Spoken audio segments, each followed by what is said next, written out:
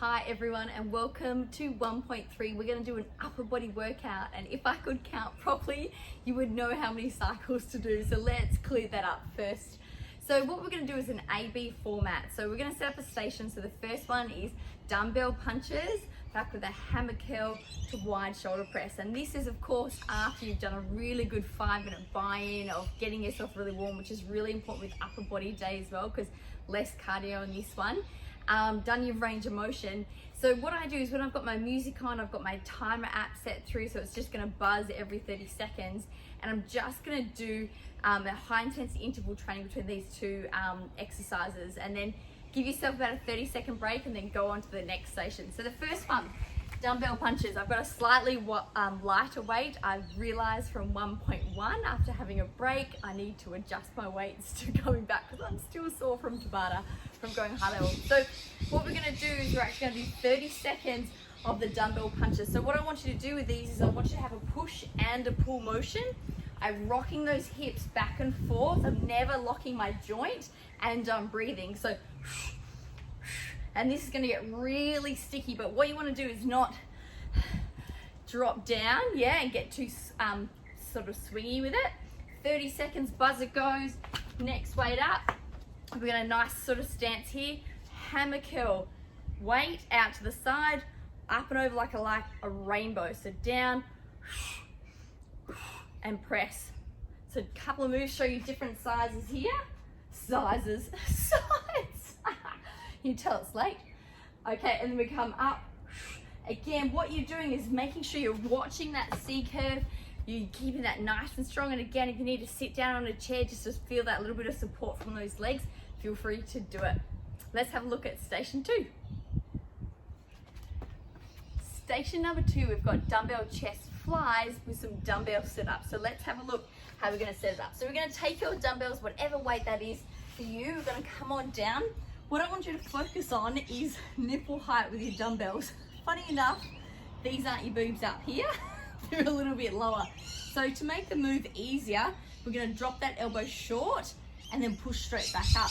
The further that weight is from the body, you can sort of see my elbows actually not touching. The further the weight from the body, the harder the move is. But again, we want high intensity interval training, so we want to be able to come down. We want higher reps. So you can adjust that weight. So if you need to drop it down as it gets sticky, drop it short and push, feel free. But the biggest thing is you want to make sure those weights aren't coming directly over your face. One, that's not safe, and two, that's not where your chest is. So from here, what you want to do is now drop the weights down and you want to come into a sit-up. You sort of see I just adjusted my feet here. So I've got a little bit more leverage to pull on with those hip flexors. And I'm adding that resistance to the sit-up. Now you might need to drop out a weight, come through. You might need to use the weight as a bit of a lever. So up over the back of the head and come up again. And we're gonna hit that one 30-30, AB. So if you're feeling really strong, guys, obviously do like a 6-minute cycle, which is gonna get you through, obviously an AB is 1 minute.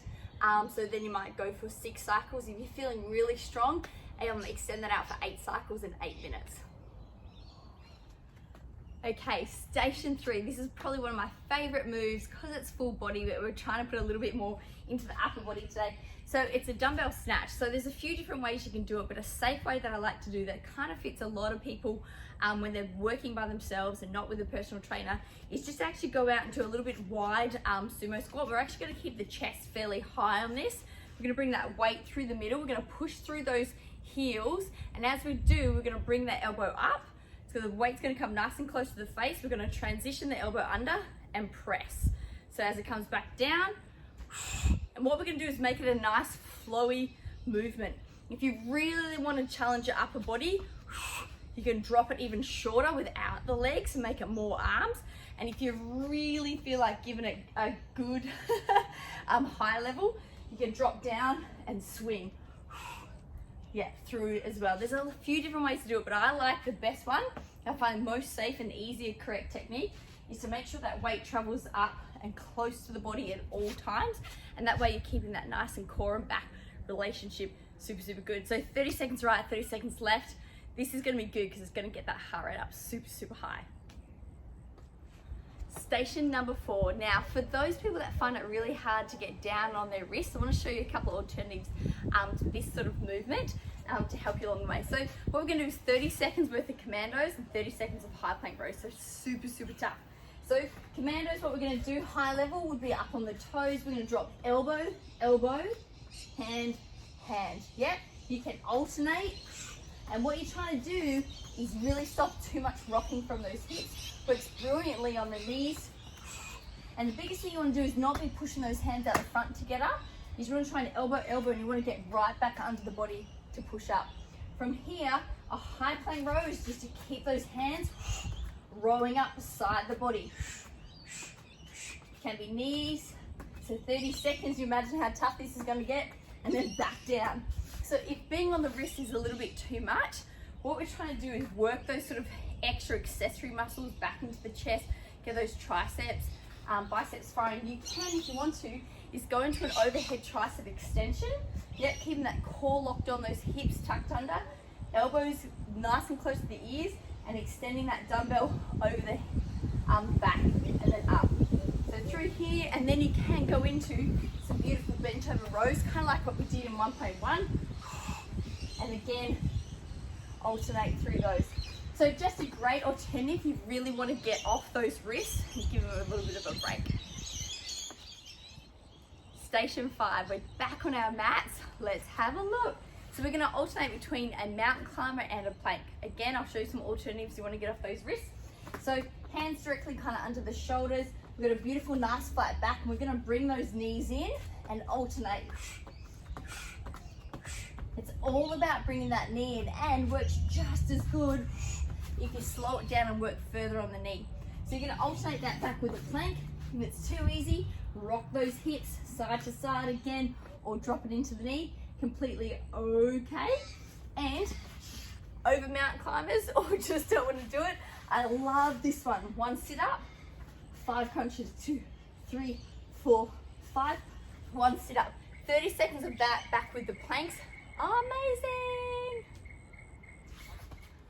Hero move. Now there is always something more in the tank. So let's have a look. AB, 30 seconds of dumbbell jack presses. So what we're going to do is take the weight above the head at the same time we do that jack. So, low impact. Don't want to do it at all. Or set jack, or you just feel like you want to have a little bit of a play, and then finish off with some dumbbell shoulder raises. So just working through those extra muscles to get that extra conditioning happening. The weight's going to come up, doesn't need to go higher than the shoulder. Let's have a look side on. It's like a nice L shape. Yep, elbows up behind, elbows out in front. Yep, all in a nice alignment. AB, AB, AB, and then to finish off, because the legs are fresh, do an 800-meter loop run, maybe 1 or 2 times, and that's 1.3. Hopefully you enjoy it.